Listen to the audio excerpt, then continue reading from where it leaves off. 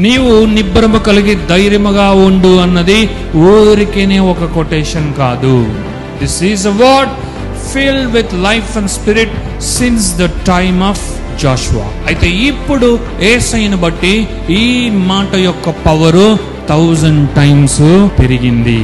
యెహోషువాకి ఎంత బలాన్ని శక్తిని దేవుడిచ్చాడో దానికంటే ఎక్కువగా యేసయ్యను బట్టి ఇప్పుడు ఈ మాట నీ జీవితంలోనికి బలమైన ఆయుధముగా నిలవబడబోతుంది. 1000 times పవర్తో నింపబడి నీ ఎదుట ఉండగా నీవు దీన్ని గట్టిగా పట్టుకొని, అవును ప్రభువా, నన్ను విడువవు, ఎడబాయవు, నన్ను వదలనే వదలవు, నా పక్షాన నీవు ఉన్నావు, నిబ్బరము కలిగి నేను ఉంటాను, ధైర్యముగా ఉంటాను, నేను జడియను, నేను ఎందుకు భయపడతా, నేను ఎందుకు దిగులు పడతా, ఎందుకు కలవరపడతా, నేను నీ బిడ్డగా మాత్రమే ఉంటా, నీ మాటనే గట్టిగా పట్టుకొని నీ మాటనే జ్ఞాపకం చేసుకొని ఇలాగే నేను ముందుకు నడుస్తా.